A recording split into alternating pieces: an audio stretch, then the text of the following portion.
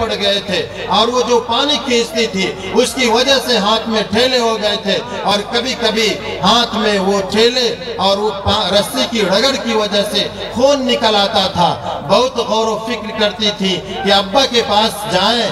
اور یہ درخواست لگائیں کہ ایک باندی دے دیجئے، ایک خادمہ دے دیجئے۔ وہ کن کی بیٹی ہے جن کے قدموں میں دنیا کی دولت صبح میں آتی ہے اور شام تک تقسیم ہو جاتی ہے، ڈھیر سارے غلام آتے ہیں، ڈھیر ساری باندیاں آتی ہیں اور اللہ کے رسول تقسیم کر دیتے ہیں، لیکن اللہ کے رسول کی بیٹی خود چکی چلا رہی ہے، اپنے گھر کا سارا کام کر رہی ہے، ایک حرف شکایت حضرت علی سے نہیں کر رہی ہے۔ اماں عائشہ کے سہارے سے آپ صلی اللہ علیہ وسلم کے پاس آتی ہیں اور یہ فریاد لگائی جاتی ہے کہ والد بزرگوار کاموں سے تھک جاتی ہوں، وہ بھی اماں عائشہ کے ذریعے ایک باندی دے دی جائے۔ حضرت رسول صلی اللہ علیہ وسلم نے کہا کہ بیٹی میں ایک بات تمہیں نہ بتاؤں، ایمان والوں سمجھیے یہاں بیٹی کی فریاد ہے دینے کی نہ کہ بتانے کی۔ آقا نامدار نبی کریم صلی اللہ علیہ وسلم نے اپنی بیٹی سے یہ کہا کہ میری لاڈلی بیٹی جب بستر پر تم اور علی جانا تو 33 مرتبہ سبحان اللہ پڑھ لینا، 33 مرتبہ الحمدللہ پڑھ لینا اور 34 مرتبہ اللہ اکبر پڑھ لینا۔ یہ وہ تسبیح ہے جس کو تم پڑھ لو گی تو دن بھر کی تکان تم دونوں کی ختم ہو جائے گی، اور یہ وہ تسبیح ہے جس کو حضرت فاطمہ کو ملی، غلام اور باندی نہیں ملی بلکہ ملی تو ذکر و اذکار، اور وہاں سے چلی حضرت فاطمہ اپنے گھر واپس آئی اور اس تسبیح کو اللہ کے رسول صلی اللہ علیہ وسلم کی بتائی ہوئی اس تسبیح کو آج دنیا تسبیح فاطمی کے نام سے جانتی ہے اور ہر ایمان والا اس تسبیح کو پڑھتا ہے۔ میں اپنی بیٹیوں سے، اپنی بہنوں سے یہ کہنا چاہتا ہوں کہ اگر آپ کو سسرال میں اگر 2 وقت کا کھانا مل رہا ہے تو آپ کو صبر کرنا چاہیے، آپ کو قناعت اختیار کرنی چاہیے اور آپ کو حضرت فاطمہ کی زندگی پر نگاہ رکھنی چاہیے۔ اگر آپ کو گھر میں جھاڑو لگانا پڑتا ہے، اگر آپ کو گھر میں کپڑے صاف کرنے پڑتے ہیں تو حضرت فاطمہ کو سامنے رکھنا چاہیے، نہ یہ کہ چھوٹی چھوٹی باتوں کی شکایت آپ اپنے والد بزرگوار سے کریں، آپ اپنے بھائی سے کریں اور اپنی سکون کی زندگی کو آپ جہنم نما بنا دیں۔ اس لیے آپ یہ طے کریں کہ آپ بیجا فرمائش اپنے شوہروں سے نہیں کریں گے۔ آج ہماری بہن بیٹیوں کی بیجا فرمائش کی وجہ سے ہمارا نوجوان بھائی حرام کمائی پر مجبور ہوتا ہے، چوری کرنے پر مجبور ہوتا ہے، غلط اور جھوٹ بولنے پر مجبور ہوتا ہے۔ اگر ہماری بہن بیٹیاں یہ طے کر لے کہ ہمارا شوہر ہمارے لیے حلال رزق لے کر کے آئے گا، ہمارا شوہر حلال نوکری کرے گا، ہمارا شوہر چوری نہیں کرے گا، ہمارا شوہر جو لا کر کے دے گا جائز مال ہم اسی میں اپنی زندگی گزاریں گے، تو یاد رکھیں اگر آپ کو آپ کے شوہر سے حرام نہ ملا تو اللہ رب العالمین اس حلال کمائی سے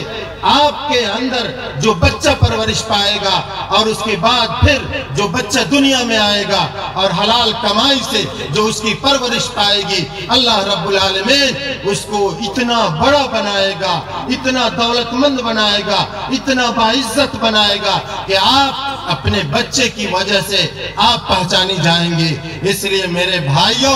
آپ کے لیے تو یہ واقعہ کہ آپ حضرت عمر کو سامنے رکھیں اور بیوی اگر کچھ تلخ باتیں بولے تو اس کو برداشت کریں، اور کبھی ایسا نہ کریں کہ بیوی اگر موبائل نہ اٹھائے۔ میں وفد کے دورہ میں گیا ہوا تھا، مدھے پورا مدھیلی ایک گاؤں ہے، اس گاؤں میں ایک صاحب مسئلہ پوچھنے آئے، پوچھا قاضی صاحب ایک واقعہ پیش آیا ہے۔ کیا واقعہ ہے بھائی؟ واقعہ یہ ہوا ہے، بس میں اس واقعہ کو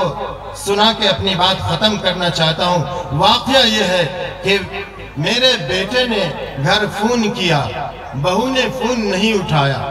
اس کے بعد پھر تھوڑی دیر کے بعد میرے بیٹے نے فون کیا اور بہو نے فون اٹھایا۔ جب بہو نے فون اٹھایا تو بیٹا بجائے کہ ادھر اس کی خبر خیریت پوچھتا، اس کو 2-4 جو گالیاں دینی تھی گالیاں تو دیا ہی، اور طلاق کی بندوق اٹھائی اور نہ جانے کتنی طلاق دے ڈالی۔ میرے محترم بزرگوں اور باہر رہنے والے نوجوانوں، اللہ رب العالمین نے یہ طلاق کیا اسی لیے دی ہے کہ اگر کوئی بیوی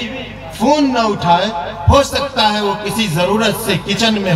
ہو سکتا ہے وہ دوسرے روم کی صفائی کر رہی ہو۔ میرے محترم بزرگوں، ایک مرد کا کیا یہ طریقہ ہونا چاہیے؟ مرد کا طریقہ یہ ہونا چاہیے کہ وہ اپنی ساری باتیں اپنی بیویوں کی سنے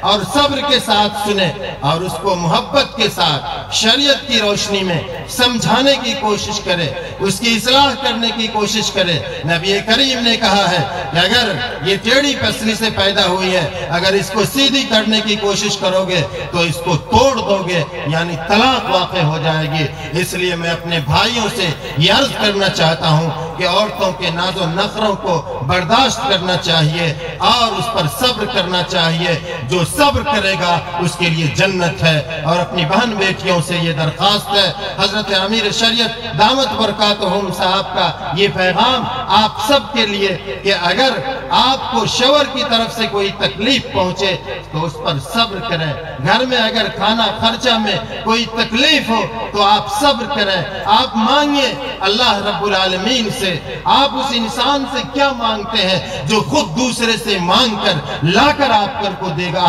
گا۔ آپ کو اگر مانگنا ہے اللہ سے مانگیے، اللہ ضرورتوں کو پوری کرنے والا ہے۔ اور بیجا فرمائش کر کے اپنے شوہروں کو حرام کمائی سے